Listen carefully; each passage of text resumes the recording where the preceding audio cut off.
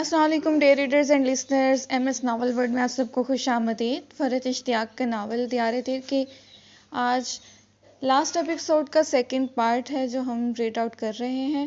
امید ہے آپ سب کو اچھا لگے گا ناول۔ چینل پر جو نیا ہے جلدی سے چینل کو سبسکرائب کر لیں۔ چلیں جی ناول کا آغاز کرتے ہیں۔ گھر میں ملازمین کے علاوہ صرف وہ اور آغا جان تھے۔ رات میں خدا نخواستہ کسی وقت ان کی طبیعت خراب ہوتی یا انہیں کسی چیز کی ضرورت پڑتی تو وہ فرسٹ فلور پر اپنے کمرے میں بے خبر پڑی ہوتی رہ جاتی۔ کچھ سوچ کر اس نے برابر والے کمرے کا دروازہ کھول لیا۔ وہ یہاں نہیں، اسے کیا پتہ چلے گا کہ فارا یہاں سوئی تھی، یا یوں بھی وہ اس کے کمرے کی کسی چیز کو استعمال کرنے یا خراب کرنے نہیں، صرف آغا جان کی وجہ سے یہاں لیٹ رہی ہے۔ بیڈ پر آ کر لیٹتے وہ جانتی تھی کہ یہ ایک چھوٹی تعویل ہے جو وہ خود کو پیش کر رہی ہے۔ وہاں ان دو بیڈ رومز کے سوا اور کوئی بیڈ روم نہیں، باقی سب بیڈ رومز ہٹ کر یا فرسٹ فلور پر ہیں، مگر وہ لاؤنج میں سو سکتی ہے۔ آغا جان کے کمرے میں ہی سو سکتی ہے، پھر یہی کیوں؟ اس لیے کہ اس کی زندگی میں اپنی الٹی گنتی چل رہی ہے۔ یہ کمرہ اس کا ہو سکتا تھا، وہ اس جگہ آ سکتی تھی، مگر چند روز بعد جب ہر رشتہ ختم ہو جائے گا تو وہ اس کمرے پر اپنا کوئی حق باقی نہ رکھ پائے گی۔ ابھی وہ حق اس سے چھینا نہیں تھا۔ الٹی گنتی ابھی ختم نہیں ہوئی تھی۔ وہ 23 تاریخ ہے، وہ جب تک کراچی گیا ہوا ہے وہ ان 5-6 دنوں تک کی ایک معمولی سی چوری تو کر سکتی ہے۔ بیڈ کی جس سائڈ پر اس نے اس رات اسے بیٹھے دیکھا تھا وہ اسی سائڈ پر آ کر لیٹی، اس کے تکیے پر سر رکھ کر۔ اس تکیے پر سر رکھ کر بے آواز رونا اپنے کمرے میں رونے سے بہت بہتر لگ رہا تھا۔ یہاں ایک منحوس خوشبو اس کے چاروں طرف پھیلی ہوئی تھی۔ اس کے بیڈ پر اس کے تکیے پر سر رکھ کر لیٹنا، اس کا بلینکٹ اوڑھنا، وہ ایک ایک خوشی، ایک ایک احساس کو اپنے اندر اتار رہی تھی، اپنے اندر بہا رہی تھی۔ یہ سب اس کا ہو سکتا تھا۔ یہ سب اسے چوری سے، چپکے سے اور ڈر ڈر کر نہیں، پوری عزت اور احترام کے ساتھ مل سکتا تھا، اگر وہ زندگی میں اپنے ہی ہاتھوں سب کچھ برباد نہ کر چکی ہوتی۔ وہ بے بسی سے روتے ہوئے سوچ رہی تھی کہ 8 دن بعد جب سب کچھ آغا جان کی رضامندی و خوشی کے ساتھ ختم ہو جائے گا اور پھر وہ اس کی کہیں اور شادی کروانا چاہیں گے، پھر وہ انہیں کیا کہے گی؟ وہ اب کبھی بھی آغا جان کو کسی بات کے لیے نہیں کہہ سکتی، لیکن ولی کے علاوہ وہ کیسے کسی اور کو اپنی زندگی میں شامل کر پائے گی؟ وہ کیسے کسی دوسرے شخص سے محبت کر پائے گی؟ اس کے پاس آنسو بہانے اور پچھتانے کے سوا زندگی میں کچھ بھی نہ بچا تھا، اور وہ اب یہی کر رہی تھی۔ 31 مارچ کی رات تھی۔ ولی آج شام واپس آ گیا تھا۔ رات کا کھانا ان تینوں نے ڈائننگ روم میں کھایا تھا، اور کھانے کے بعد آغا جان اور ولی کافی سے بالترتیب لطف اندوز ہوئے تھے۔ لاؤنج میں بیٹھے باتیں کر رہے تھے، جبکہ وہ کھانے تک بھی بمشکل ان دونوں کا ساتھ نبھاتی فوراً بھی وہاں سے اٹھ گئی تھی۔ آغا جان کے کمرے میں ایک کونے میں رکھی البم وہ اپنے ساتھ اٹھا کر باہر جھیل کے پاس آ کر بیٹھ گئی تھی۔ وہ صہیب چاچا اور اپنے ڈیڈی کے کالج کی ایک تصویر دیکھتی اپنے چاچا سے مخاطب تھی۔ کتنی خوشیاں، کتنی آرزویں جڑی تھیں ان دونوں بھائیوں کے اس رشتے کے ساتھ۔ اپنے شہروں کے اجڑنے کے ساتھ اسے ان دونوں ہستیوں کے خوابوں کی پامالی کا بھی دکھ ستا رہا تھا۔ اس نے سامنے دیکھا ولی کے کمرے کا دروازہ بھی باہر جھیل کی طرف کھلتا تھا۔ وہ جھیل کے پاس اکیلی بیٹھی رہی، روتی رہی، گھٹنے پر سر رکھ کر بے آواز، بالکل گھٹ گھٹ کر۔ یوں ہی روتے روتے اسے وقت کا خیال آیا، وقت کا احساس جاگا۔ بے اختیار چونک کر سر اٹھاتے اس نے اپنے موبائل میں ٹائم دیکھا، 11:55۔ 12 بجنے میں صرف 5 منٹ باقی بچے ہیں، اور 12 بجے کیلنڈر کا نیا ورق الٹ دیا جائے گا۔ اگر وہ اپنی بات کا، اپنی ضد کا پکا ہے تو صبح ہونے کا بھی انتظار نہیں کرے گا۔ وہ ٹھیک 12 بجے اسے وہ لا دے گا جسے لینے 3 مہینے پہلے وہ یہاں آئی تھی۔ وہ ایک سیکنڈ بھی کیوں اگلا ہونے دے؟ وہ اچانک ہی بری طرح خوفزدہ ہوئی، خوف میں گھری۔ وہ 1 سیکنڈ سے بھی کم وقت میں وہاں سے اٹھی۔ آغا جان اپنے کمرے میں جا چکے ہوں گے، مگر وہ لاؤنج میں ہی بیٹھا اس کا انتظار کر رہا ہوگا، اور اسے اپنے کمرے میں جانے کے لیے لازمی طور پر لاؤنج سے گزرنا پڑے گا۔ ایک چیز ملنی طے ہے، لیکن ابھی کیوں؟ کیا وہ خود فریبی کے چند گھنٹے اور نہیں گزار سکتی؟ اس نے اپنے کمرے اور لاؤنج سے گزرنے کا ارادہ فوری طور پر رد کیا، اور اس کا رخ آغا جان کے اس طرف کھلنے والے دروازے کی سمت تھا۔ خوف سے اس کا دل انتہائی تیز رفتار سے دھڑکنے لگا۔ وہ اپنے دل کی دھک دھک صاف سن رہی تھی۔ لمحوں کی چوتھائی میں وہ دروازہ کھول کر آغا جان کے کمرے میں آ گئی۔ کمرے میں گھپ اندھیرا تھا، نائٹ بلب تک روشن نہیں تھا، مگر وہ سوئچ بورڈ تک جانے اور نائٹ بلب جلانے تک میں ایک لمحہ بھی مزید ضائع نہیں کرنا چاہتی تھی۔ اگر ولی 12 بجے، جو کہ بس بجنے ہی والے ہیں، اسے ڈھونڈتا یہاں آغا جان کے کمرے میں آ گیا تو وہ اس کے یہاں آنے سے پہلے بستر میں گھس جانا چاہتی تھی۔ ایک لمحہ ضائع کیے بغیر برق رفتاری سے وہ بیڈ پر لیٹی، کمبل منہ تک اوڑھا۔ حالانکہ موسم بدل رہا تھا اور کمبل کی اب ضرورت نہ تھی، پھر بھی آنکھیں اتنی مضبوطی سے بند کر لی جیسے بہت گہری نیند سو رہی ہے۔ اب اگر وہ یہاں آیا بھی تو اسے گہری نیند سوتا پا کر واپس لوٹ جائے گا۔ خوف سے اس کا دل ابھی بھی سوکھے پتے کی مانند لرز رہا تھا۔ اس کے ہاتھ پاؤں بری طرح کانپ رہے تھے۔ اچھا خوشگوار موسم ہونے کے باوجود جسم پسینوں میں نہایا تھا اور دل اس رفتار سے دھڑک رہا تھا کہ اس خاموشی میں اس کی ایک ایک ترتیب دھڑکن کو سن رہی تھی، بے ترتیب دھڑکن کو سن رہی تھی۔ آغا جان بستر پر موجود نہیں تھے۔ شاید وہ ابھی تک ولی کے ساتھ لاؤنج میں بیٹھے باتیں کر رہے تھے۔ وہ کبھی بھی اتنی رات تک نہیں جاگ سکتے تھے، لیکن آج کی رات کوئی عام رات تو تھی نہیں۔ شاید انہوں نے یہ سوچا ہوگا کہ جب اس کے اور ولی کے درمیان سب کچھ دوستانہ انداز میں ختم ہو تو وہ بھی وہاں موجود رہیں۔ وہ کبوتر کی طرح خطرہ دیکھ کر آنکھیں بند کر رہی تھی یا شتر مرغ کی طرح ریت میں سر دھنس رہی تھی۔ جو بھی تھا وہ اس پل کہیں چھپ جانا چاہتی تھی، بھاگ جانا چاہتی تھی۔ گھڑی میں 12 بج چکے تھے اور وہ سانس روکے آنکھیں مضبوطی سے بند کر کے لیٹی تھی۔ 1 2 3 گھڑی کے ٹک ٹک کے ساتھ مزید کئی سیکنڈز اور کئی منٹ گزر گئے، مگر نہ آغا جان اپنے کمرے میں آئے اور نہ ولی سے ڈھونڈتا ہوا یہاں آیا۔ اس نے آنکھیں بند کیے نیند کی بڑی شدت سے آرزو اور دعا کی۔ اس رات کی صبح میں کیا ہوگا وہ تو اسے دیکھنا ہی پڑے گا، مگر یہ چند گھنٹے تو اسے مزید اس رشتے کے احساس کے ساتھ مل جائیں۔ اس کی رات کیسے گزر رہی تھی، انتہائی بے چینی والی۔ وہ سوئی تھی مگر بہت بے قرار اور بہت بے چینی والی نیند۔ وہ پچھلی 8 راتوں میں پوری رات روئی تھی، مگر آج رات خوف نے اسے رونے بھی نہ دیا۔ وہ نہ جاگتے میں روئی تھی نہ سوتے میں، بس خوف اور پریشانی سے وہ گہری نیند میں بھی چونک جا رہی تھی۔ اس کی اس درجہ چونکنے والی بے قرار نیند بالکل گہری نیند میں کب بدلی اسے پتہ بھی نہ چلا۔ ہاں اس کی آنکھ اس احساس سے کھلی کہ کسی نے اس کا کندھا آہستہ سے ہلایا تھا۔ صبح ہو گئی۔ آنکھیں کھولنے سے بھی پہلے بیداری کے ساتھ پہلا ڈراتا خیال اس کے ذہن میں آیا۔ اس کے صبح نہ ہونے کی اس نے کتنی دعائیں مانگی تھیں۔ خاتون اگر برا نہ مانے تو اٹھ جائیے کیونکہ صبح کے 7 بج چکے ہیں۔ اپنے سر پر کھڑے ولی کو دیکھ کر وہ پوری کی پوری ہل گئی۔ وہ اسے چھوڑنے کے لیے اتنا بے قرار ہے کہ اس کے جاگنے کا بھی انتظار نہیں کر سکتا، خود آ کر اسے جگا رہا ہے۔ سب سے پہلی دل دکھاتی سوچ اس کے ذہن میں آئی، مگر اگلے پل ولی پر سے ہوتی اس کی نگاہیں جو کمرے کے در و دیوار سے ٹکرائیں تو بے اختیار وہ اٹھ کر بیٹھ گئی۔ وہ آغا جان ہی کے کمرے میں تو آئی تھی۔ اس نے آغا جان کے کمرے کا دروازہ کھولا تھا یا جلدی اور بخلاہٹ میں اس برابر والے کمرے میں گھس آئی تھی؟ رات اس پہر گپ اندھیرے میں پل بھر کے لیے کہیں یہ احساس جاگا تو تھا کہ بیڈ کی ترتیب اس طرح ہونے کے باوجود یہاں کچھ بہت مختلف ہے۔ کچھ مختلف ہونے کے اس احساس پر غالب آئے خوف نے اس سے کیا کروا دیا۔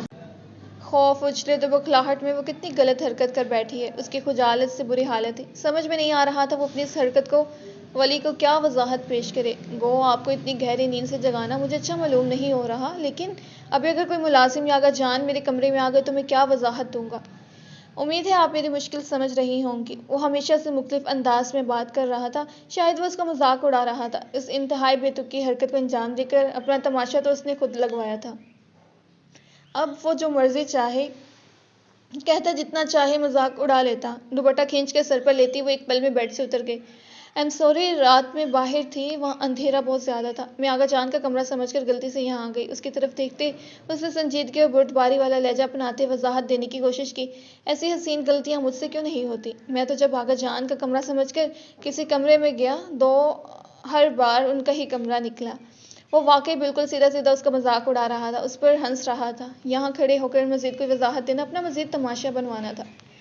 وہ چپلیں پاؤں میں ڈالے بغیر ایک جھٹکے سے وہاں سے اٹھی، مگر وہ آگے ایک قدم بھی نہ اٹھا سکی۔ ولی نے اسے ہاتھ پکڑ کر روک لیا تھا۔ اس نے ایک نظر ولی کو اور ایک نظر اس کے ہاتھ میں جکڑے اپنے ہاتھ کو دیکھا۔ اگر وہ بے وقوفی کی حد تک خوش فہم ہوتی تو شاید اس ہاتھ پکڑنے میں کوئی رومانوی معنی ڈھونڈ نکالتی، مگر وہ خوش فہم نہیں تھی۔ وہ جانتی تھی کہ وہ اسے یہاں روکنا چاہتا ہے۔ کیوں روکنا چاہتا ہے؟ یہ سوچتے ہی اسے پھر مضبوط قدموں سے زمین پر کھڑا رہنا مشکل ہو گیا۔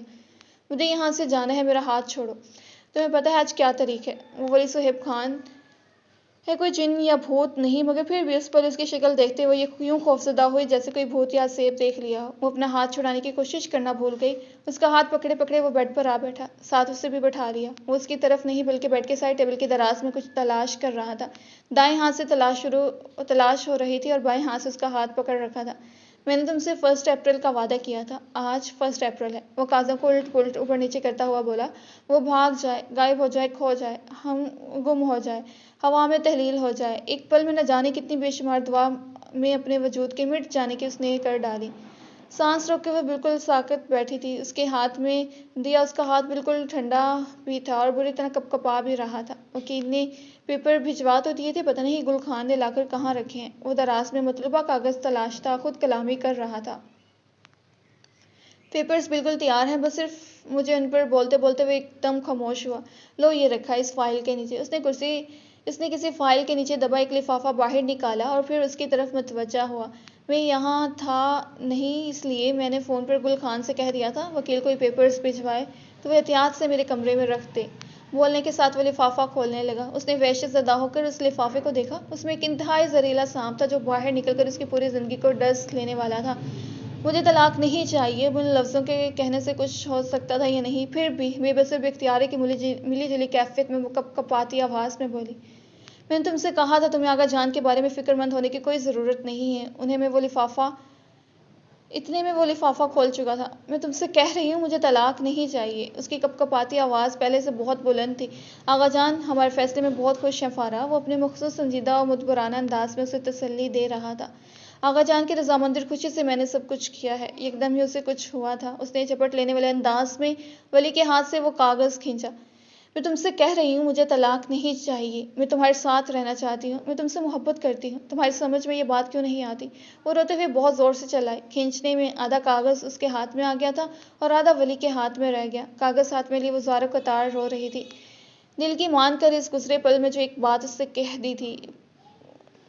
اب اس کے کہنے سے کوئی فرق پڑ سکتا تھا یا نہیں، مگر وہ دل کی بات کہہ چکی تھی اور اب سر جھکائے زاروں قطار رو رہی تھی۔ مجھے یہ بات سمجھ میں آتی ہے کیونکہ میرے پاس دیکھنے کے لیے آنکھیں بھی موجود ہیں اور سوچنے کے لیے دماغ بھی، مگر میں یہ بات آپ کے منہ سے سننا چاہتا تھا اس لیے کہ مجھے ایک انا پرست اور ضدی لڑکی کی ضرورت سے زیادہ اونچی ناک اور اکڑ اچھی نہیں لگ رہی تھی۔ وہ اپنے ہی بولے لفظوں کی باز گشت سنتی، سر جھکا کر بری طرح رو رہی تھی۔ جب اس نے یہ آواز سنی، بے اختیار سر پر اٹھا کر اس نے ولی کو دیکھا۔ اس نے مسکراہٹ کو ضبط کیا ہوا تھا مگر اس کی آنکھیں کسی بات کا لطف اٹھاتی مسکرا رہی تھیں۔ ولی نے اس کے ہاتھ میں موجود کاغذ کا ٹکڑا اس کے ہاتھ میں کھینچ کر نکالا اور پھر اپنے اور اس کے دونوں ٹکڑوں کو ملا کر اس کے سامنے رکھ دیا۔ وہ آغا جان کی کسی پراپرٹی کی فروخت سے متعلق کوئی کاغذات تھے۔ اس بار اس کی ابھی بخلائی شکل کو دیکھ کر وہ اپنی ہنسی روک نہ پایا۔ اس کی طرف دیکھتا بڑی شریر سی ہنسی ہنس رہا تھا۔ چھپ چھپ کر میرے کمرے کے باہر سے باتیں سن کر جب آغا جان سے میری شکایتیں کرنے گئی تھی، گاجر کا حلوہ نہیں کھاتا اور کیک نہیں کھاتا وغیرہ، تو اس وقت میں وکیل سے اس پراپرٹی کی فروخت سے متعلق بات کر رہا تھا۔ وہ چھپ چھپ کر باتیں نہیں سن رہی تھی، کہنا چاہتی تھی، مگر باقی ساری بات نے اس کے حواس ایسے گم کیے تھے کہ وہ یہ وضاحت کر ہی نہ سکی۔ وہ کہکا لگا کر ہنستا اس کی بخلاہٹ زدہ شکل کو انجوائے کر رہا تھا۔ دیکھو میں نے تم سے وعدہ کیا تھا 1 اپریل کو تمہیں پھول نہیں بناؤں گا، لیکن اگر کوئی خود اپنے آپ کو پھول بنائے تو اس میں میرا کیا قصور؟ وہ اس کی حماقت و بیوقوفی پر ہنس رہا تھا۔ آغا جان نے ایک بار مجھے بتایا تھا کہ فارا کے معنی ذہین اور سمجھدار کے ہیں۔ صد افسوس تم نے تو اپنے نام کی بھی لاج نہ رکھے۔ اس کا مطلب یہ ہے کہ یہ سب جھوٹ تھا، مذاق تھا۔ ولی نے اسے طلاق نہیں دی، وہ اب بھی اس کے ساتھ اسی رشتے میں بندھی ہے جس میں پہلے بندھی تھی۔ شرمندگی اور خجالت یا جھیپ میں مبتلا ہونے کے بجائے وہ ایک دم ہی پرسکون ہو گئی۔ اس کے ہاتھ کی کپکپاہٹ ایک پل میں ختم ہوئی، دل کی دھڑکن لمحہ بر معمول پر آ گئی۔ اس کی آنکھوں سے آنسو بھی گر رہے تھے مگر سکون، اطمینان اور طمانینت والے۔ وہ آنکھوں میں بڑی شریر سی چمک لیے ابھی بھی مسکراتے ہوئے اسے دیکھ رہا تھا۔ آپ تو بخود خود اپنے موروثی اور خاندانی صاف کو منہ پھٹ لڑکی ہیں، پھر اتنی سی بات کہنے میں آپ کو کیا مشکل پیش آ رہی تھی؟ مجھے لگتا تھا میں اپنی بات کہہ کر گنواؤں گی۔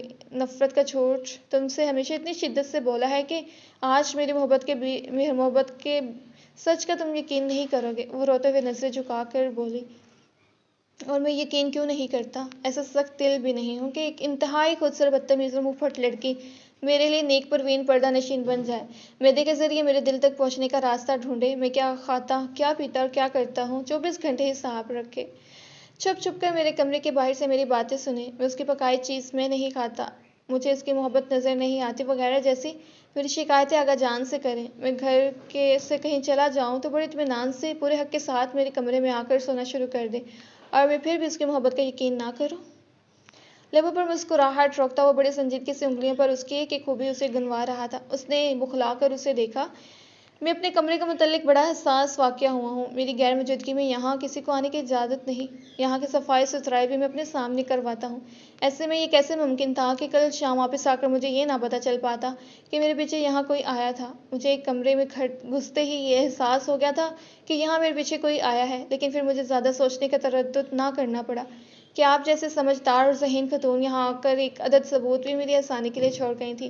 اس نے سائڈ کی دراز میں سے اس کا براؤن کلر کا کیچر نکال کر دکھایا، یہ میرے بیڈ پر میرے تکیے کے بالکل پاس پڑا تھا، شکر ہے کہ اسے میں نہیں دیکھا، اگر آغا جان یا کوئی اور دیکھ لیتا تو مجھ پہ چہرے کی تو عمر بھر کی ساری پارسائی دھری کی دھری رہ جاتی۔ بے معصوم تو پھر عمر بھر اپنی شرافت ثابت کرتا ہی رہ جاتا اور اس کی بخلاہٹ زدہ شکل سے ہنس اٹھاتا ہنستے ہوئے بولا۔ شرمندگی کو جہالت میں گھرتے ہوئے فوراً وہاں سے اٹھ جانا چاہتی تھی ہر بات کی وہ اسے وضاحت دیتی، مگر راتوں کو اس کے کمرے میں آنے کی کیا وضاحت دیتی؟ وہ فوراً یہاں سے بھاگ جانا چاہتی تھی، مگر وہ بھاگتی کیسے؟ اس کا ہاتھ ابھی تک اس کے ہاتھ میں تھا، بیڈ پر رکھے اس کے ہاتھ کے اوپر اس نے مضبوطی سے اپنا ہاتھ رکھا تھا، وہ وہاں سے اٹھ نہیں سکتی تھی۔ ابھی یہ سارا قصہ اتنی جلدی سلجھنے، نپٹانے اور ختم کرنے کا میرا کوئی ارادہ نہیں تھا۔ جس لڑکی نے 6 سال مجھے اپنے پیچھے خوار کروایا ہے، میں کم از کم 6 مہینے تو اسے اپنے پیچھے خوار کرواتا، مگر تمہارے اس جرأت مند اور بہادری نے مجھے اتنا امپریس کیا کہ میں اپنی ساری انتظامی کارروائی سے تائب ہو گیا ہوں۔ میرا خیال ہے اتنی بہادر، نڈر، جرأت مند لڑکی کہ مجھے اس کرۂ ارض پر دوسری کوئی بھی نہیں مل سکتی، جسے اگر میں اپنی زندگی میں شامل کرنے سے انکار کر رہا ہوں تو وہ میرے انکار کو خاطر میں نہ لاتی، بے خوف و خطر خود ہی میرے بیڈ روم میں اور میری زندگی میں داخل ہو جائے۔ سول فوجی اعزازات میرے مشورے سے تقسیم نہیں کیے جاتے، ورنہ کل رات کی تمہاری بہادری اور جرأت مندی پر میں تمہیں تمغہ شجاعت یا ستارہ جرأت وغیرہ جیسے کسی اعزاز سے ضرور نوازتا۔ وہ سر جھکا کر بری طرح نروس ہوتی اس کی بظاہر سنجیدگی سے کہی باتیں سن رہی تھی، اس سنجیدگی میں چھپی شرارت اور ہنسی اور بآسانی محسوس کر سکتی تھی۔ رات 11 بجے میں اور آقا جان اپنے اپنے کمروں میں آئے۔ میں نے کھڑکی سے دیکھا کہ محترمہ کسی دکھیاری فلمی ہیروئن کی طرح جھیل کنارے رونے کا شغل فرما رہی ہیں۔ تسلی دینے کے لیے جانے کا گو میرا کوئی ارادہ نہیں تھا، مگر میں دیکھتا کافی دیر رہا۔ پھر میں نے سوچا اب سو جانا چاہیے، اپنے لیے آنسو بہاتا آپ کسی کو کتنی دیر دیکھ سکتے ہیں؟ ظاہر ہے میں بور ہو گیا۔ سونے سے پہلے میں باتھ روم گیا، وہاں سے واپس آیا تو کیا دیکھتا ہوں کہ محترمہ بصد اطمینان میرے بیڈ پر پورے حق سے موجود ہیں، رونے کا شغل ختم کر کے اب سونے کی تیاری ہے، اور وہ بھی میرے کمرے میں۔ میرے بیڈ پر اس جرأت مندی، بہادری، جیداری پر اشش کرتا میں اس کے سامنے رکھے صوفے پر جا کر لیٹ گیا، یہ سوچتا ہوا کہ اس جرأت مندانہ حرکت کے بعد یہ لڑکی ڈیزرو کرتی ہے کل صبح سارا ہنگامہ سمیٹ لیا جائے۔ تمہاری بہادری اور جیداری نے واقعی مجھے بہت امپریس کیا۔ اس نے اس کے ہاتھ کے نیچے سے اپنا ہاتھ نکالنے کی کوشش کی، وہ واقعی اس وقت یہاں سے بھاگ جانا چاہتی تھی۔ شرم و خفت سے اس کا پورا چہرہ سرخ ہو رہا تھا۔ سنو، تم کیا مجھ سے شرما رہی ہو؟ اگر ایسا ہے تو یہ صدی کا سب سے حیرت انگیز انکشاف ہوگا کہ فارا بہروز خان جیسی نڈر اور جرأت مند خاتون کسی سے شرمایا بھی کرتی ہے۔ ولی تم مجھے نروس کر رہے ہو، تمہیں پتہ ہے میں رات کو یہاں جان بوجھ کر نہیں آئی تھی، میں غلطی سے، اس نے منمنا کر کہنا چاہا۔ رات نہیں آئی تھی، اس سے پچھلی راتوں میں تو آتی تھی نا، یا جب بھی غلطی ہو جاتی تھی، اور غلطی سے تمہاری چیز خود چل کر یہاں آ جایا کرتی تھی۔ ہاں، ان 8 راتوں میں وہ واقعی ارادن اس کے کمرے میں آئی تھی، وہ اس کے ساتھ اپنے رشتے کے آخری دن گزار رہی تھی، اس لیے لیکن وہ اس سے یہ بات کہہ تو نہیں سکتی تھی۔ وہ پھر سر جھکا کر خاموش ہو گئی۔ تم اور زرمینہ اپنے دل کی کوئی بات کسی سے بھی نہیں چھپا سکتی، تم دونوں ایک ہی ہو، واقعی جو دل میں ہے وہی چہرے پر ہے، تم دونوں کے چہرے پر تمہارے دل کو پڑھا جا سکتا ہے، اور اس کے لیے کسی غیر معمولی ذہانت کی قطعاً کوئی ضرورت نہیں۔ آغا جان کہتے ہیں میری پوتیوں کے دل شفاف آئینوں کی طرح ہیں، ان کے دل ان کے چہرے پر ہوتے ہیں، اور اس منافق دور میں یہ بہت بڑی خوبی ہے۔ تو جب کئی سالوں سے اپنی زبان طراز، منہ پھٹ، صاف اور بدتمیز بہن صاحبہ کو بھگتاتا آ رہا ہوں تو اس جیسی خصوصیت رکھنے والی ایک دوسری لڑکی کو کیوں نہیں سمجھ سکتا؟ وہ اس کے بالوں کی ایک لٹ کو سے کھینچتا ہوا شرارت سے بولا۔ جب دھوم دھڑکے سے نفرت کا شور مچاتی تھی، جب نفرت پوری طرح ظاہر ہوتی تھی، اور جب میرے کمرے میں آ کر آغا جان کے لیے اس رشتے کو برقرار رکھتے ہیں، ان کی خاطر، ان کی خوشیوں کے لیے وغیرہ جیسے میلو ڈرامک ڈائیلاگز بول رہی تھی، تب بھی تمہارا دل تمہارے چہرے پر دکھتا مجھے بتا رہا تھا کہ یہ لڑکی جھوٹ بول رہی ہے، اسے تم سے محبت ہے، مگر اس کا اظہار کرتے اس کے مشہور زمانہ قسم کے آڑے آ رہی ہے، ناک اونچی رکھنے کے مسئلے درپیش آ رہے ہیں اسے۔ وہ بیڈ پر رکھا اپنے ہاتھ کے نیچے دبا اس کا ہاتھ بیڈ پر سے اٹھاتے ہوئے بولا۔ وہ اس کے ہاتھ کی لمبی مکروتی انگلیوں کو بغور دیکھ رہا تھا۔ جب اس رات میرے پاس آئی تھی تو تب میں نے کچھ بھی نہیں سوچا تھا کہ مجھے کیا کرنا ہے۔ ہاں، یہ ضرور نظر آتا تھا کہ میری بدتمیز اور خودسر بیوی تھوڑی سی تمیزدار ہو گئی ہے، کچھ سدھر گئی ہے اور ذرا نیک بن گئی ہے۔ یہ بات کہتا ہے ہم دونوں کی بیوی ایک جتنی بدتمیز ہیں، مگر وہ یہ بھی کہتا ہے کہ ہم اس لحاظ سے شاید خوش قسمت ہیں کہ بدتمیز اور زبان کی کڑوی یہ دونوں لڑکیاں دل کی میٹھی ہیں، مگر ان کے دل کی مٹھاس اور اچائی جاننے کے لیے آپ کو ذرا رک کر ٹھہر کر انہیں دیکھنا ہوگا۔ اس نے سر اٹھا کر ولی کو دیکھا۔ وہ اس بار اس کا مذاق نہیں اڑا رہا تھا، اس کی کسی کیفیت سے لطف اندوز نہیں ہو رہا تھا، وہ مسکرا تو رہا تھا مگر اس کی آنکھوں میں سنجیدگی اور سچائی تھی۔ پتہ ہے میں نے تمہیں 14 سال کی عمر میں پہلی بار دیکھا تھا، میں 14 سال کا تھا تو 9-10 سال کی اسکول یونیفارم پہنی کیوٹ سی لڑکی کی تصویر، پاپا ماما کو وہ تصویر دکھاتے کہہ رہے تھے کہ ان کی بھتیجی ہے، اس کا نام فارا ہے، اور وہ اسے ایک دن اپنی بہو بنائیں گے، اپنے ولی کی دلہن بنائیں گے۔ وہ اپنے لفظوں پر محظوظ سا ہوتا۔ دیکھو یہ بات اب چاہے کتنی بھی ہنسنے والی تمہیں لگے، مگر 14 سال کی عمر میں ولی کی دلہن فارا کے الفاظ میرے لیے بے حد اہمیت کے حامل تھے۔ اس میچور عمر میں یہ الفاظ میرے دل اور دماغ میں بالکل اس انمیچور عمر میں یہ الفاظ میرے دل اور دماغ میں بالکل پختہ ہو گئے تھے۔ ان دنوں میں اپنی کلاس فیلو کے ساتھ شاید اپنی زندگی کا پہلا عشق شروع کرنے کی تیاریاں کر رہا تھا جب پاپا وہ تصویر اپنے ساتھ لائے۔ میں نے اس تصویر کو بہت غور سے دیکھا، بہت حق سے دیکھا۔ پاپا کہہ رہے ہیں تو غلط تو نہیں کہہ سکتے، ان کی ہر بات سچ ہوتی ہے، وہ جھوٹ کبھی نہیں بولتے۔ یہ سب سوچتے میں نے سوچا تھا تب کہ زندگی میں چھوٹی موٹی پسندیدگی یا کشش کبھی کسی کی طرف محسوس ہو تو مگر مجھے اپنی زندگی اس لڑکی کے ساتھ گزارنی ہے جسے پاپا نے ولی کی دلہن کہا ہے۔ میں اس لڑکی کے لیے پوزیسو ہو گیا۔ میں اس کی وہ تصویر اس بچکانہ عمر میں کئی بار آغا جان کے کمرے میں آ کر چپکے سے دیکھتا بھی تھا۔ عمر کا وہ بچکانہ دور ختم ہوا اور میں پڑھنے امریکہ چلا گیا تو وہ تصویر دیکھنے کا سلسلہ بھی ختم ہو گیا، مگر اس لڑکی کے لیے میری پوزیسونیس کبھی ختم نہیں ہوئی۔ میں زندگی میں کہیں بھی چلا جاؤں، کسی سے بھی ملوں، کسی کو بھی پسند کروں، مگر آخرکار مجھے زندگی اس لڑکی کے ساتھ گزارنی ہے جسے پاپا نے میرے لیے پسند کیا ہے۔ یہ جیسے ایک طے شدہ بات تھی، مگر جب وہ لڑکی مجھے ملی تو پتہ چلا دور کے ڈول سہانے ہوتے ہیں۔ پاپا سے معصومیت سے آپ کیا بچوں کو اغوا کرنے والے ہیں پوچھنے والی تصویر میں بہت کیوٹ اور بہت سویٹ نظر آنے والی وہ لڑکی دل بھر کر بدتمیز، زبان دراز اور منہ پھٹ تھی۔ میرے دل کو پہلا صدمہ اس سچائی کو جان کر پہنچا۔ وہ سنجیدہ بات انتہائی غیر سنجیدگی سے کر رہا تھا۔ وہ حیرت میں گھری اسے دیکھ رہی تھی۔ ولی اسے اتنے پہلے سے جانتا ہے، اس کے لیے اتنے پہلے سے اپنے دل میں نرم گوشہ بھی رکھتا ہے۔ دیکھو میں بہت لمبی باتیں نہیں کرتا۔ شروع میں جو کچھ تم نے کیا اس سے چاہے مجھے کچھ دکھ پہنچا ہو، مگر تمہارے نظریے سے اگر سوچو تو شاید تم اتنی ناسمجھ تھے بھی نہیں۔ تم ایک دم کسی بھی مسلط کردہ رشتے کو کیوں قبول کرتے؟ میں تم سے ملنا چاہتا تھا، میں تمہیں بتانا چاہتا تھا کہ تم مجھے جیسا سمجھتی ہو میں ویسا نہیں۔ میں یہ بھی جانتا تھا کہ بہروز پاپا کے انتقال کے بعد تم خود کو بہت تنہا سمجھتی ہو۔ میں تمہارے اس احساس تنہائی کو بھی بانٹنا چاہتا تھا۔ میں جانتا تھا کہ تم تنہائی میں روتی ہو، تمہاری غلط فہمیاں دور ہوں اور پھر آہستہ آہستہ تم اس رشتے کو قبول بھی کر لو۔ لیکن میری ان کوششوں سے کیا ہو سکتا تھا؟ تم تو مجھ سے بات کرنے کے لیے بھی تیار نہ ہوتی تھی۔ امریکہ جانے سے پہلے وہاں سے واپس آ کر میں نے ہر بار کوشش کی، مگر سب بیکار۔ پھر بھی میں تمہارے دل سے تمام غلط فہمیاں دور کرنے سے مکمل مایوس نہ ہوا تھا جب تک کہ میں نے تمہیں اور تمہارے اس ٹیئر کزن کو ساتھ ڈنر کرتے نہ دیکھ لیا۔ میں تمہیں پہلے بھی اس کے ساتھ دیکھتا تھا۔ تمہاری زندگی میں اس کی غیر ضروری مداخلت مجھے کھلتی بھی تھی۔ تم اپنے ہاسپٹل میں مجھے اگنور کر کے اس کے ساتھ چلی گئی تھی تب مجھے بہت برا ضرور لگا تھا، پر تم سے نفرت محسوس نہ ہوئی تھی۔ مگر تم اس کے ساتھ اتنے خوش ہنستے مسکراتے بہت بے تکلفانہ انداز میں ڈنر کرتے دیکھ کر میرے دل سے تمہیں اپنانے کی ہر خواہش ختم ہو گئی تھی۔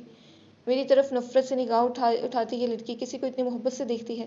میں حق رکھتا تھا، میرا تم سے رشتہ تھا کہ تمہیں ہاتھ پکڑ کر وہاں سے کھینچتا ہوا لے جاؤں، تمہارے اس عاشق سعدی کو 2-4 ٹھیک قسم کے تھپڑ اور گھون سے رسید کروں اور تمہیں اپنے گھر میں قید کر کے کہوں خبردار یہاں سے باہر قدم بھی نکالا تو تمہاری ٹانگیں توڑ دوں گا۔ مگر میرا تم پر حق جتانے کو بھی جی نہیں چاہتا تھا۔ اس روز تو میرے دل سے اتر گئی تھی، اس روز تو میری نگاہوں سے بہت نیچے گر گئی تھی۔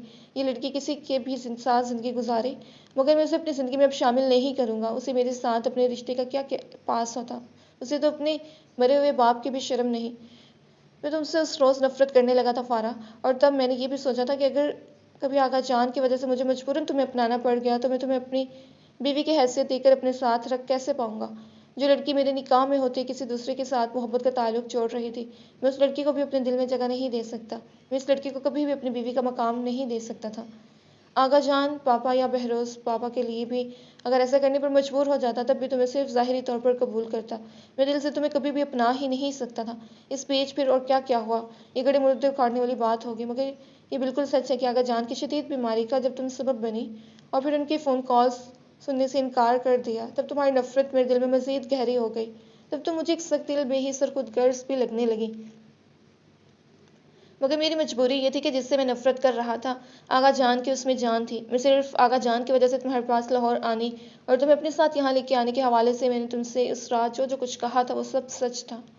میں تمہیں اس وقت اتنا ہی برا سمجھتا تھا کہ تم صرف طلاق کا لفظ سن کر ہی یہاں آنے پر آمادہ ہو گئی اور آغا جان کی بیماری کے کسی تذکرے سے دل پر کوئی اثر نہیں ہوگا۔ تم یہاں آ کر بدل جاؤ گی، آغا جان کی حالت ان کی محبت تمہیں تبدیل کر دے گی۔ ایسی کوئی سوچ میرے ذہن میں نہ تھی، نہ ہی ہو سکتی تھی۔ تمہارے یہاں آنے اور یہاں آ کر تبدیل ہو جانی اور پھر ہمارے اس رشتے کے مستقبل کے حوالے سے بھی میں نے اس رات جو کچھ کہا اور اپنی جو فیلنگز بتائیں وہ سب بالکل سچ تھا۔ یہ وضاحت دوسری بار اس لیے کر رہا ہوں کہ تم کبھی اپنی عادت کے مطابق بدگمان ہونے میں ایک سیکنڈ بھی نہیں لگاتے یہ سوچنے لگو کہ میری اس رات کی تمام باتیں جھوٹ اور اداکاری تھی۔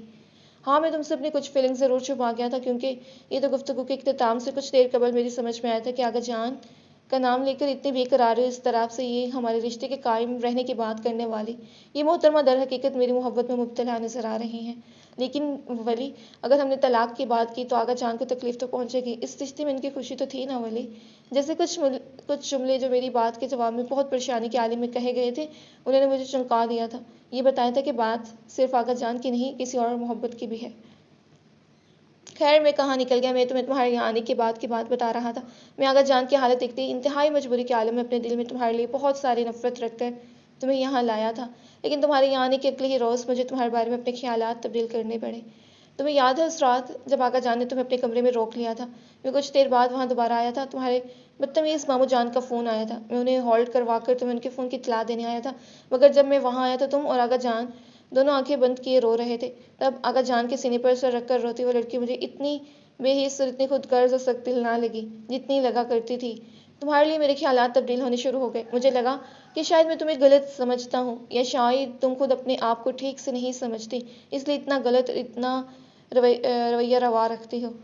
آغا جان کی بیماری، ان کا ہاسپٹل جانا، وہاں سے آنا، یہ سب واقعات ترتیب سے وہ تھی جب میں نے تمہیں صحیح سے جاننا شروع کیا۔ مجھے یہ بھی احساس ہوا کہ تمہارا اپنے کزن سے ایسا کوئی تعلق نہیں جیسا تم نے جان بوجھ کر مجھے غصہ دلانے کے لیے میرے آگے ثابت کیا کرتی تھی۔ بہت اچھی اور نیک پروین بن جانے والی یہ خاتون میری محبت میں مبتلا ہو گئی ہیں، یہ بہرحال مجھے اس وقت تک پتہ نہیں چلا تھا۔ کچھ لگتا تو تھا کہ محترمہ میری فکر میں ذرا زیادہ مبتلا رہتی ہیں، میں آغا جان سے بات کر رہا ہوں تو چپکے چپکے مجھے دیکھا کرتی ہیں، مگر یہ سب بس صرف شک ہی تھا۔ یہ شک کنفرم تو اس رات ہوا جب مجھ سے اس رشتے کو آغا جان کی خاطر قائم رکھنے کی فرمائش کی گئی۔ دیکھو تم نے مجھے سچ سمجھا ہو یا نہیں، مگر یہ بالکل ٹھیک سمجھا ہے کہ میں ضدی اور انا پرست ہوں۔ واقعی مجھ میں انا بہت ہے، اور اب یہ واقعی میری انا کا مسئلہ تھا کہ ایک لڑکی جو زندگی بھر مجھے ٹھکراتی رہی ہے، وہ خود آ کر مجھ سے کہے کہ مجھ سے محبت ہے، وہ اپنے لیے اپنی اس محبت کی وجہ سے میرے ساتھ اپنی پوری زندگی گزار دینا چاہتی ہے۔ اب تمہیں خود میرے پاس آ کر مجھ سے کہنا تھا کہ تم مجھ سے محبت کرتی ہو اور میرا ساتھ چاہتی ہو، اس سے کم تر میں کسی بھی بات کے لیے راضی ہو ہی نہیں سکتا تھا، مگر بہت منہ پھٹ بغیر لگے لپٹے رکھے بھی سوچے سمجھے بولنے والی میری زوجہ محترمہ کو یہی ایک بات بولنے میں بہت مشکل پیش آ رہی تھی۔ اس رات کی میری کسی بات کو نہیں، ہاں اس رات کے بعد کہ تم میری ہر بات کو چاہو تو ڈرامہ، اداکاری، پوز کرنا قرار دے سکتی ہو۔ آغا جان کو فکر ہو رہی تھی کہ ان کی پوتی اتنی اداس، اتنی خاموش کیوں رہنے لگی ہے، اس کی آنکھوں میں ہر وقت آنسو کیوں بھرے رہتے ہیں۔ انہوں نے مجھ سے بات پرس کی، میں نے ان سے کہا یہ میرا اور میری بیوی کا معاملہ ہے، آپ اپنی پوتی کی کوئی طرفداری مجھ سے نہیں کریں گے، اس نے 6 سال تک میری زندگی کو جہنم بنائے رکھا ہے۔ میں جواب میں کیا 6 مہینے بھی پچھلی کسی بات کا کوئی حساب نہیں لے سکتا؟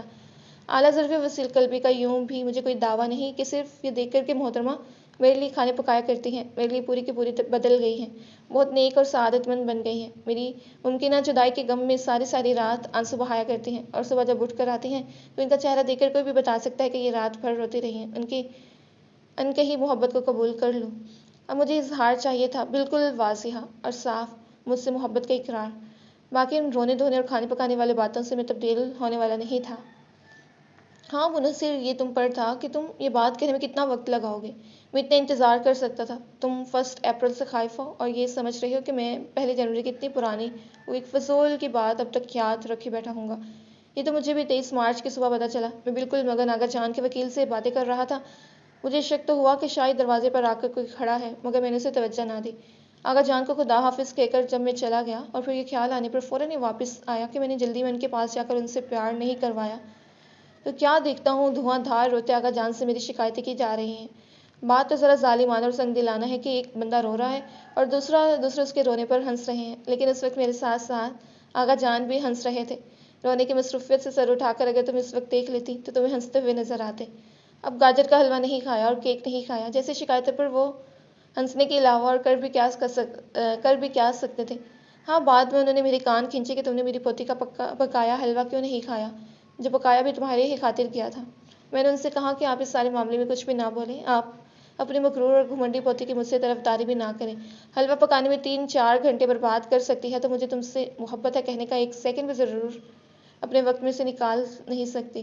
ویسے سچ بات ہے تمہاری اس روز کی باتوں سے مجھے تمہارے 1 اپریل کے خوف کا پتہ چلا، اور پھر واقعی میرا ہر عمل 100% اداکاری ہی تھی۔ مجھے دل میں یہ بات سوچ کر ہنسی بھی آتی کہ وہ ایک پرانی بات جو میں نے اس فارا سے کہی تھی جس سے میں نفرت کرتا تھا، وہ اس فارا نے جسے میں نے اب جانا اور سمجھا ہے، جو اس پرانی لڑکی سے بالکل مختلف ہے اور جو مجھ سے محبت بھی کرتی ہے، اب تک یاد رکھ کر بیٹھی ہوئی ہے۔ جبکہ سچ بتاؤں تو تمہیں جاننے اور سمجھنے کے بعد میں تو اس بات کو ہی بھلا چکا تھا۔ زیادہ ہنسی مجھے یہ سوچ کر آتی کہ اگر تمہیں وہ ساری بات یاد ہے تو یہ بھی ضرور یاد ہوگا کہ میں نے اس دن تم سے کیا کہا تھا، کیا وعدہ کیا تھا۔ میں نے یہ کہا تھا میں 1 اپریل کو فارغ بہروز خان کا ہر مطالبہ، خواہ وہ کچھ بھی ہو، پورا کرنے کا پابند ہوں۔ گو اس وقت ایسا کرنے کے لیے اس لیے کہا تھا کہ میں تمہیں طلاق کے ساتھ کچھ دوسری چیزوں کا طلبکار بھی سمجھتا تھا، لیکن فارغ بہروز خان اگر واقعی اپنے نام کے معنی کی طرح ذہین اور سمجھدار ہوتی تو وہ کاغذ ضائع کرنے کے بجائے، اتنا رونا دھونا مچانے کے بجائے میرے اس وعدے کو آج اپنے حق میں استعمال کرتی۔ آج میرے پاس آ کر کہتی یہ رہا تمہارا عہد نامہ، آج اسے پورا کرو، میں تمہارے ساتھ رہنا چاہتی ہوں، اپنے لفظوں پر قائم رہتے میرے مطالبے کو تسلیم کرو۔ مگر میری زوجہ اتنی ذہین ثابت نہیں ہوئی۔ 23 مارچ کو ہی پھر میں نے یہ سوچا کہ ایک بندی جو خود اتنا ڈر رہی ہے، پتہ نہیں آگے تک کا کیا کیا کچھ سوچ چکی ہے، تو کیا حرج ہے اگر اسے تھوڑا سا میں بھی ڈرا ڈالوں۔ آج 1 اپریل کے لیے میں نے کچھ دوسری باتیں سوچ رکھی تھیں، تمہیں ڈرانے کے کچھ شاندار پلان تیار کر رکھے تھے، مگر میرے کمرے میں میری بغیر اجازت پورے حق کے ساتھ گھس کر یہاں ساری رات گزار کر تم نے واقعی مجھے باقی سارے پلان بھلا دیے۔ 6 سال جس نے مجھے خوار کیا، افسوس میں اسے 6 مہینے بھی خوار نہ کر سکا۔ اسے پتہ ہی نہیں تھا وہ ایسی باتیں بھی کر سکتا ہے، اوپر سے وہ اتنا سنجیدہ، اتنا روکھا خشک سا لگتا ہے اور اندر سے اتنا مختلف ہے۔ اسے دوسروں کے ساتھ مسکراتے اور بے تکلفی سے باتیں کرتے دیکھتی تھی تو اسے ان دوسروں پر رشک آتا، ان سے حسد ہوتا تھا، اسے بے اختیار اسے خود اپنے آپ پر رشک آیا۔ وہ اس کا یقین کر رہا ہے، اسے صحیح سمجھ رہا ہے، اس نے اس کا ہاتھ کتنی محبت سے پکڑ رکھا ہے، اس کی مضبوط گرفت میں ایک محبت بھرا استحقاق تھا۔ ولی کیا تم میرا یقین کرتے ہو؟ ایک بار کی اس کا دل چاہا وہ بہت کچھ جو وہ پہلے اس کے یقین نہ کرنے کے خوف سے کہہ نہ پاتی تھی، آج کہہ ڈالے۔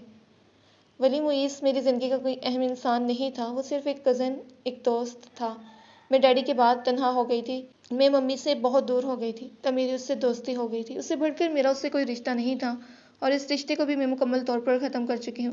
اب نہیں، اب سے بہت پہلے، تمہیں یاد ہے جب آغا جان ہاسپٹل میں ایڈمٹ تھے، ہم دونوں گھر واپس آئے تھے اور معیز اس وقت یہاں آیا تھا، تب تمہیں پتہ ہے میں نے اس سے، ولی نے ایک دم اس کے لبوں پر ہاتھ رکھ کر اسے مزید کچھ بھی بولنے سے روک دیا۔ مجھے تمہارا یقین ہے فارا، مجھ پر کچھ واضح کرنے کی ضرورت نہیں۔ تمہیں اس کے ساتھ ڈنر کرتے دیکھ کر جو کچھ میں نے سوچا، یا اس کی تمہاری زندگی میں غیر ضروری مداخلت پر جو کچھ میں سوچتا تھا، یہ سب تب کی باتیں تھیں جب تم یہاں آئی نہیں تھی۔ جیسے تم نے ان 3 مہینوں میں مجھے سمجھا ہے، ایسے ہی میں نے تمہیں ان 3 مہینوں میں سمجھا ہے۔ ان 3 مہینوں میں نے جانا کہ فارغ بہروز خان وہ نہیں جو پچھلے 6 سالوں میں جان بوجھ کر چیخ چلا کر بدتمیزیاں کر کر ہم سب پر ثابت کرنے کی کوشش کرتی رہی ہے۔ وہ ہم سب سے نفرت اس لیے کرتی تھی کیونکہ اسے ہم سب سے نفرت کرنی ہی سکھائی گئی تھی۔ اس نفرت کے سبب وہ جان کر ہمارے سامنے خود کو اتنا برا بتاتی تھی جتنی بری وہ ہرگز نہیں تھی۔ فارغ بہروز خان ضدی، جذباتی، غصے کی تیز، منہ پھٹ، بدتمیز سب کچھ ہو سکتی ہے، مگر وہ ایک باوقار اور سچی لڑکی ہے۔ وہ اگر مجھ سے محبت نہ کرتی تو کبھی محبت کا جھوٹا اظہار بھی نہ کرتی، اور میں یہ بھی بہت اچھی طرح جانتا ہوں کہ میں اس کا معیار کبھی بھی اتنا پست اور گرا ہوا نہیں ہو سکتا کہ وہ کسی بھی گھٹیا اور سطحی ذہن کے انسان کو پسند کر لیتی اور اس کی محبت میں بھی مبتلا ہو جاتی۔ وہ اس پر اعتبار کرتا ہے، اس کا یقین کرتا ہے، خود اپنے آپ کو اپنی ہی نظروں سے سرخرو ہوتا دیکھنا ایسا تھا کہ ایک دم ہی اس کی آنکھوں سے آنسو بہہ نکلے۔ جیسے آج میرا اعتبار کر رہے ہو، ایسے مجھ پر ہمیشہ اعتبار کرنا والی، کبھی مجھے غلط مت سمجھنا، یہ بھی مت یاد رکھنا کہ میں پہلے تم سے نفرت کرتی تھی۔ میں نے تم سے کبھی نفرت نہیں کی، جب میں تمہیں جانتی ہی نہیں تھی تو نفرت کیسے کرتی؟ میں نے تمہیں اب جانا ہے، اب سمجھا ہے، اور مجھے پتا چلا ہے کہ میرے ڈیڈی نے میرے لیے ایک بہت اچھے انسان کو چنا تھا۔ اس کے لبوں پر سے ہاتھ ہٹا کر اس کی تیزی سے بہتے آنسوں کو صاف کرتا وہ ایک دم ہی ہنس پڑا۔ میری تعریف کے جواب میں یہ تعریف اتنی ضروری تو نہیں تھی، اب تو ایسا لگ رہا ہے جیسے میں نے اپنی تعریف سننے کی امید میں تمہاری تعریف کی تھی۔ اس کا لہجہ چاہے کتنا ہی غیر سنجیدہ اور لاؤبالی سا ہو، مگر وہ اپنے چہرے پر سے آنسو خشک کرتے اس کے ہاتھ کی ہر انگلی، ہر پھر میں یہ جذبات محسوس کر سکتی تھی کہ چاہے وہ زبان سے نہیں کہہ رہا، مگر اسے اس کا رونا اچھا نہیں لگ رہا تھا۔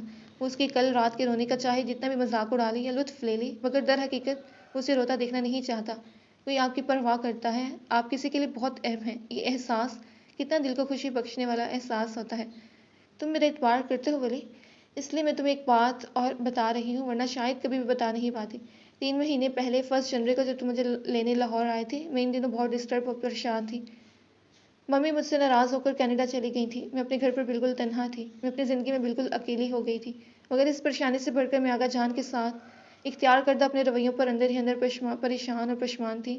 میں نے ان سے فون پر بات نہ کی، اپنے گھر پر ان سے مس بہیو کیا، ان سب باتوں نے مجھے اندر ہی اندر بہت زیادہ ملٹی کانشیس کیا ہوا تھا۔ تم نے مجھ سے یہاں آنے کو کہا تو پتہ ہے زبان سے چاہے میں نے تم سے جو کچھ بھی کہا ہو، مگر دل سے میں کسی طلاق کے لالچ میں نہیں، صرف اپنے دل کے یہ کہنے پر تمہارے ساتھ آئی تھی کہ مجھے آغا جان کے پاس جانا ہے۔ جو آغا جان نے تم لوگوں کو سکھایا وہ مجھے ڈیڈی نے سکھایا تھا۔ فیصلہ کرنے کے لیے میں ہمیشہ اپنے دل کی آواز سنا۔ میں اپنے دل کی آواز سن کر یہاں آئی تھی ولی، تم سے طلاق لینے کی امید پر ہرگز نہیں۔ اپنے دل کی وہ باتیں جو اسے لگتا تھا اسے کبھی بتا نہ پائے گی، اور بتائیں تو وہ ہرگز ان پر یقین نہیں کرے گا، وہ سب اسے بتانا بہت اچھا لگ رہا تھا۔ ایسا لگ رہا تھا جیسے وہ خود کو کسی بوجھ سے آزاد کرتے جا رہی ہے۔ وہ اس کے آنسو صاف کر چکا تھا، مگر اس کا ہاتھ ابھی بھی اس کے چہرے پر تھا، اس کا دوسرا ہاتھ اس نے اب بھی بڑی مضبوطی سے اپنے ہاتھ میں پکڑا ہوا تھا۔ اب ایک ایک کر کے تم اسے پہلے کی ہر بات کی وضاحت دو گے۔ جب مجھے یہ یقین ہے کہ فارا بہروز خان ایک سچی لڑکی ہے، اور دوسرے لوگوں میں یہ فرق ہے کہ جب تمہیں تمہاری غلطی کا احساس ہو جائے تو پھر تم اپنی غلطی پر اڑی نہیں رہتی، تم اپنی غلطیاں بڑے ظرف کے ساتھ قبول کرتی ہو، پھر تم اپنی غلطیوں کے لیے تعویلیں نہیں ڈھونڈ کر لاتی، دوسروں کی طرح اپنی غلطیاں کسی اور کی سر ڈال کر خود کو برعصمہ نہیں سمجھتی۔ اس منافقت، جھوٹ اور دھوکے سے بھری دنیا میں تمہاری سچائی، صاف کوئی اور اپنی غلطیاں قبول کر لینے کا ظرف بہت نایاب اور قابل قدر خوبیاں ہیں۔ وہ بہت سنجیدگی سے بولتے آخر میں کچھ سوچ کر مسکرایا، پھر شرارتی لہجے میں اس سے بولا، اب تمہاری باری ہے میری تعریف کرنے کی۔ اس بات کے لیے آغا جان فارسی کی ایک بڑی اچھی مثال دیا کرتے ہیں، افسوس مجھے موقع پر یاد نہیں آ رہی۔ وہ بھی جواباً مسکرائی، مگر پھر کچھ اور یاد آ جانے پر دوبارہ سنجیدہ ہو گئی۔ میں ایک بات کہوں ولی؟ اس کے جواب کا انتظار کیے وہ خود ہی بولنے لگے۔ ممی یہاں آنے والی ہیں، کیا تم ان کے پچھلے تمام رویے بھلا کر ان کے لیے اپنا دل وسیع کر پاؤ گے؟ میں ان کی کوئی فیور نہیں کر رہی ولی، میں مانتی ہوں انہوں نے تمہارے ساتھ ہمیشہ بہت برا کیا ہے، ان کی طرف سے میں تم سے معافی مانگ رہی ہوں، پلیز میری خاطر ان کی طرف سے اپنا دل صاف کر لو۔ وہ ان دو لوگوں کے بیچ جن سے اسے شدید محبت ہے کوئی کشیدگر تناؤ دیکھنا نہیں چاہتی تھی۔ ولی نے اس کی آنکھوں کی امید کی طرف دیکھا،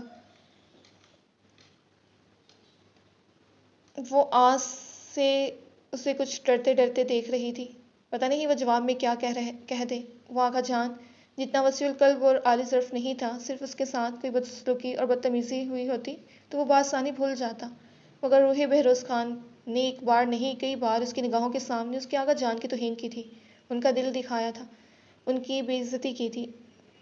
معاف کرنا اگر مشکل تھا تو بھول جانا اس سے بھی زیادہ مشکل، مگر وہ اس لڑکی کی آنکھوں کی امید بجھتی نہیں دیکھ سکتا تھا، کسی اور حیثیت سے نہ سہی، لیکن جس سے وہ محبت کرتا ہے اس کی ماں سمجھ کر وہ کوشش کرے گا کہ روح بہروز خان کے لیے اپنے دل میں وسعتیں پیدا کر سکے۔ سر اس بات میں ہلاتے ہوئے اس کے ہاتھ کو مضبوطی سے دباتے اس نے فارا کو یقین دلایا کہ وہ اس کے اور اپنی ماں کے تعلقات کے حوالے سے فکر مند نہ ہو۔ ولی یہ تم نے فارا کو کہیں باہر سے ہی بولتے آغا جان اچانک اس کے کمرے کا دروازہ ایک ہلکی سی دستک کے ساتھ کھول کر ولی نے اس کا ہاتھ چھوڑا اور اس کے چہرے پر سے بھی فوراً اپنا ہاتھ ہٹایا۔